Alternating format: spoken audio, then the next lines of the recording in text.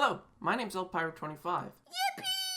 As some of you who frequent more paleontology-focused social media, you may already know that I've been a quality assurance member for Saurian for about 3 years now. I wanted to address this first before divulging my views on the game, to avoid viewers from feeling as if someone with a bias towards Saurian was misleading them. That being said, I would also like to make abundantly clear that I'm going to do my best to remain as fair as possible in this video's discussion about what I'd like to see improved, discourse revolving around the potential of current and future mechanics, etc. While yes, it is true that I have a more positive view on this game after helping out the development team for quite some time, I am, however, no stranger to the fair criticisms I've seen brought up about Saurian and have shared very similar sentiments with. Furthermore, just because I'm a quality assurance member does not mean that any of these suggestions are confirmed to be implemented into the game.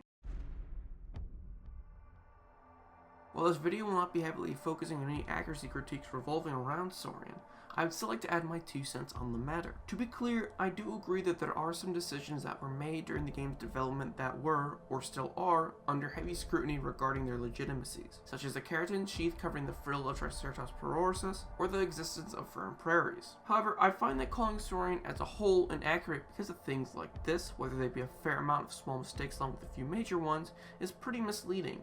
I would imply that even the most accurate paleontology documentaries that have their own inaccuracies, such as Prehistoric Planet, would be considered inaccurate. We wouldn't consider franchises that are notorious for their paleontological inaccuracies to be considered accurate because of the few things they got right, so why should we do the exact opposite for media trying to be accurate? Furthermore, I also believe that constantly trying to dunk on the game whenever new discoveries about either the Hell Creek fauna, flora, or what have you are made public, or trying to over nitpick the game over certain things is not beneficial to anyone. It should also be noted that, from my experience working with the development team of Saurian, I strongly believe that when they were working with their paleontology advisors, they were not in any way trying to deceive players or devalue the work of other paleontologists. The last thing I would like to touch on regarding this topic is the belief that Saurian will never be completed due to the nature of paleontology being an ever-changing field. This is simply not true. While Saurian's main goal is to be as accurate as possible, the game's development doesn't simply come to an abrupt stop when the most minute thing about Hell Creek changes. Here's a clip from a live stream where one of the lead developers of the game discusses this. And even if it was a thing, like I said earlier, unless there's extreme circumstances, we're really trying to not keep on revising stuff based on the science, because at a certain point we do have to accept that, like, the ship has sailed and we have a game to finish. We can't just keep on updating things indefinitely or the game will never be finished. We already have a deck that's kind of stacked against us, so we're doing everything that we can to make it done. I believe that some form of statement during the loading screen of the game or in the main menu that reiterates what was said in the clip would be a nice thing to have in order to help clear the air, but I would understand why this might not be the team's utmost concern. The last thing I would like to say before diving into the meat of this video is that a lot of these suggestions or tweaks I'm going to share with you are mostly going to be long-term suggestions more than anything. Now, with that all being said and done, let's finally get into the video. As it stands, most of Saurian's creatures and their respective mechanics are definitely in need of some polishing. That being said, the foundation on which AI stands keeps on improving and getting stronger. For example, before the pathing library had been updated, AI would be stuck trying to run or walk up steep hills that they could not traverse, and generally, AI would often have a hard time getting to point A to point B. From my own experience, after the pathing library had been replaced, instances of AI incessantly trying to walk up steep hills have been 0 to none. This showcases that improvements are not only possible for AI, but that efforts are being made to see these improvements through. In this section, I'm going to divulge how I would improve AI interactions with a fairly heavy focus on combat interactions. AI currently has some trouble with how it combats threats. This issue's severity depends on the animal, but there are some common trends amongst most AI. Some AI lack important defensive or offensive capabilities, such as Dakotaraptor AI not being able to effectively RPR players or other AI. They sometimes can hop onto players or prey, but will only stay latched for a short amount of time before jumping off. Some AI lack any form of attacking capabilities altogether, such as Thescelosaurus and Ornithomimus, which forces these animals to run directly into the threat in order to try and apply trample damage. Animals that mainly use their tails to defend themselves, such as Anatosaurus, Denversaurus, and Ankylosaurus, seem to struggle with turning in place in order to better orientate themselves so that their sides or rears are pointed at the threat. T-Rex, especially dynamically spawned ones, oftentimes have a hard time knowing when to back off and just retreat. In general, AI's combat capabilities seem very limited and basic, and in order to add more complexity to AI combat, the AI missing important mechanics such as RPR, general attacks, etc. will need to have these systems in place first. Currently, stealth is a rather underutilized aspect of Saurian. The game doesn't really inform you of how the mechanic works, and your only hint of the system even existing in the first place is the Coderaptor's ability to crouch. However, its usefulness is essentially nullified once you realize it is far easier and more effective to just run at things, initiate RPR to kill them, or just run at the prey and spam the hell out of your bite key till they die, rather than trying to play sneakily. When you play as Triceratops, you are too big to have to worry about stealth as an adult, and rarely have to worry about anything attacking you at that stage either. Furthermore, most of your vulnerable years are spent under the protection of your multi-ton parents. Even when you grow up to become a juvenile and are forced to leave the protection of your parents, you are still a formidable foe to things around your size, and are only getting bigger each day. So how would I improve this system? Firstly, I would add a tooltip that informs players of how the stealth system works.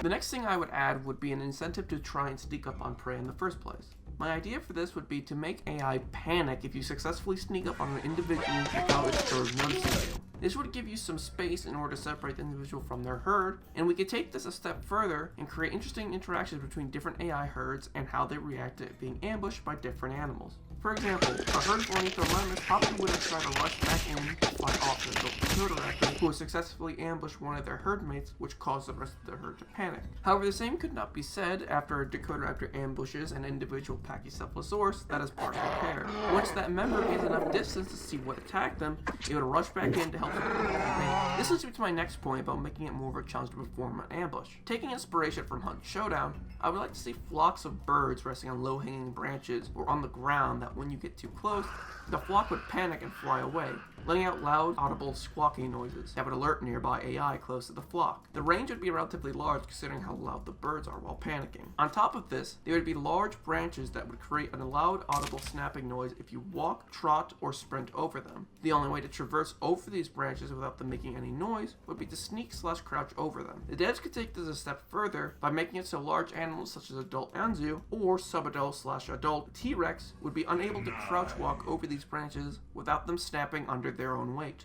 The next hazard that players would have to face is all AI having a form of scouting behavior. More flighty animals would stop and scout their surroundings fairly often, while more defensive or aggressive animals wouldn't scout nearly as often. If a threat is spotted, one individual will sound out a warning call, making the rest of the herd aware of its presence. If a threat manages to succeed in ambushing the animal, but the rest of its herd come back to help support the victim, they'd become far more observant and would take more time to scan the surroundings more often, thus making it harder for the threat to sneak up on them again. Currently, some visual and auditory indicators don't accurately match what the animal is trying to tell the player or AI. The animal that suffers the most from this problem is the ornithomymus. This is because both its social display calls, sound, and animation are the same as its threat call, sound, and animation. This can confuse players who aren't sure if the animal is trying to threaten them or calling for a herdmate that they can't see. Some animals lack threat calls or animations altogether. These include both Denversaurus and Ankylosaurus. Hey, considering Pyro here, so as it turns out, Ankylosaurus does in fact have a threat display animation with an accompanying threat call. It just seems to be rarely used. While not nearly as much of an issue, some AI's calls and animations don't sound or look threatening. For example, while Triceratops' threat call does sound threatening, its animation doesn't look the part. In fact, its social display animation looks more fitting for a threat display than its actual threat display animation. Anatosaurus has a similar issue, where its threat call, while sounding relatively threatening, the threat animation doesn't share a similar threatening aura due to the way the animation is depicted. This then causes the call to seem more in line with a social display call or a warning call. Personally, I'd like the Anatosaurus threat call to be replaced with one that sounds more grumbly, with snorts mixed in, with a new threat animation where the animal shakes its head and stomps its front feet angrily. Moving on to courtship related calls. The problem with these calls doesn't stem from the animations, nor the call not matching the appropriate behavior, but rather the use of this call when searching for a mate. While players can use their courtship call to spawn in a potential mate, finding this newly spawned AI can be extremely tedious as it generally spawns relatively far away from the player and can be hard to spot depending on what environment the player is in. On top of this, the mating calls are relatively quiet, making it hard to hear potential mate performing a court display in the vicinity of the player. This is why I propose that once the potential mate spawns in, it will let out a relatively loud mating call that the player can follow. The player can also use the courtship call again to instigate response from the potential mate in order for them to help better gauge how far away they are from it. The goal with this suggestion is to try and recreate a similar interaction that is seen in the Isle, where two players can meet up with one another using broadcast calls.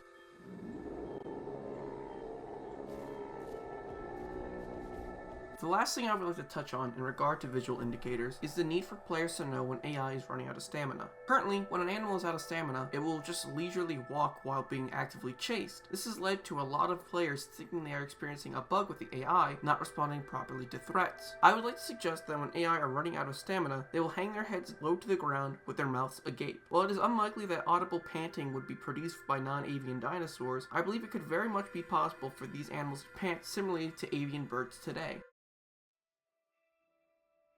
As time has passed, it has become more and more apparent that Saurian's current movement system, especially for players, is in need of some updates. Similar dinosaur survival games have introduced different ways to spice up their movement, which I think Saurian could take inspiration from. For example, the Isle introduced turning in place animations for all creatures, and drifting animations for some others when they reach max speed and come to a stop. While Path of Titans, on the other hand, introduced sidestepping and walking backwards, on top of being able to turn in place. I strongly believe Saurian could do something similar, especially once you take into consideration that AI are already able to turn in place, so I don't see why players shouldn't be able to do the same. Ideally, I would like to be able to turn my playable animal in place without the need for an additional button press. Regarding whether or not the player and AI should be able to side strafe or reverse in a similar fashion to Path of Titans movement, personally I would not be against it, especially having the capability to reverse. However, seeing as Saurian wishes to remain a more accurate ecosystem simulation, and whether or not dinosaurs were even capable of side strafing is up for debate, I would understand why it would not be implemented.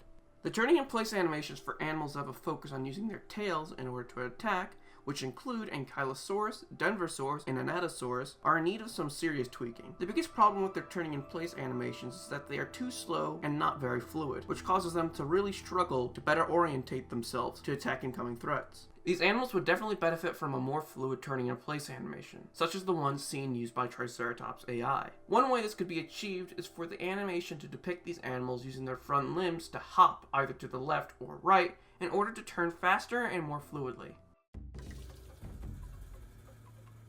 Some dinosaurs could really use additional attacks to help spice up their combat capabilities, and to make them more of a challenge to hunt. As mentioned previously, I would like to see Ornithomymus, Dakotaraptor, and Thescelosaurus have the capability to perform a kicking attack. On top of this, I think it could also be very interesting to allow Anzu, Dakotaraptor, and Ornithomymus to perform some form of a wing slap or claw slash attack. These alternative attacks that I've listed could have different effects on the victim it is used against. For example, kicking something smaller than you could knock it over, while kicking something around your size could stagger or slow down the victim, etc.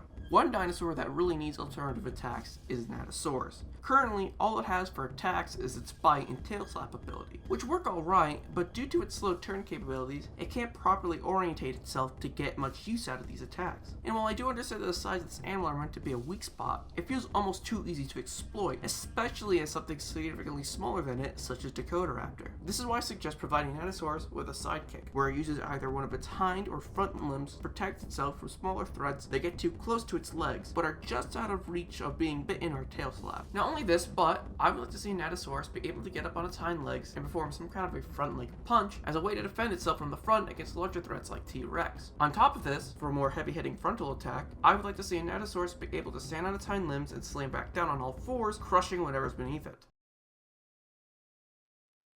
Currently, the most noticeable dynamic spawns are the low-stress dynamic spawns, where predatory animals will spawn into the world with low hunger and focus on going after the player to hunt them down. The problems that arise with this system come from the fact that these AI will effectively home onto the player to kill them, even if they are surrounded by other herd mates. The only way to avoid these aggressive dynamic AI is if you either manage to break the line of sight with the predator, successfully run away from it, or if you deal enough damage to the predator to scare it off. However, the problem with this last method is the fact that these dynamically spawned predators have a very hard time figuring out when it's time to cut their losses and run away. This problem is especially noticeable with dynamically spawned T-Rex AI. Some tweaks that I would apply to the predatory dynamic AI is to first make these types of AI not specifically go for the player in a herd. To specify, if the player is in a herd of 4, a dynamically spawned predator will choose to go for a random member of the herd. This would include the player as well. Next, I would try to focus on ensuring that when these AI do in fact get injured, that they will try to retreat. In regards to potential additions to dynamic spawns, I have a list of additions that I'd like to see implemented. These additions would either fit into the possible low-stress dynamic spawns, or would just appear naturally in the world. These will be addressed as immersive dynamic spawns. Number 1. If a player has successfully created a nest with their mate, then there is a chance that another member of the player's current species and sex will spawn in and challenge the player for their mate. I would imagine a tooltip would appear hinting that the player needs to defend the right for their mate and their nest, for if they don't scare off opposing rivals, they will destroy their nest and the player's mate will leave them. This can also be tweaked to only be gender specific for certain playables. For example, only male Pachycephalosaurus will challenge male player-controlled Pachycephalosaurus. Number 2. In general, I would like to see more low-stress dynamic spawns that are focused more on nesting, besides the hypothetical dynamically spawned rival AI I brought up previously. Currently, the only possible threats that can spawn and attempt to raid the player's nest are Chenoraptor and Pectinodon. An example of a new nest raiding dynamic spawn could be a pair of 2 Quetzalcoatlus SP landing next to the player's nest while their mate is away, which we'll touch more on this later. And one would attempt to distract and attack the player while the other would go for the nest. Another example would be a small flock of ornithomimids attempting to bully a player off of their nest to eat the eggs the player is trying to brood, etc. And lastly, number 3. Whenever a player kills an animal, there would be a chance for carnivorous AI to spawn and head over to the corpse to satiate themselves, so long as the corpse stays in the world for a certain period of time. This could be expanded upon, where smaller sized corpses like a dead Chenoraptor, hatchling animals, or just general critter AI have the chance of spawning smaller sized predators to come and try to scare the player off their food, or just going in for a quick bite depending on the player's size, distance from the corpse, etc. The bigger the corpse, the higher the chance of a bigger carnivorous AI spawning into the world to come and take a bite.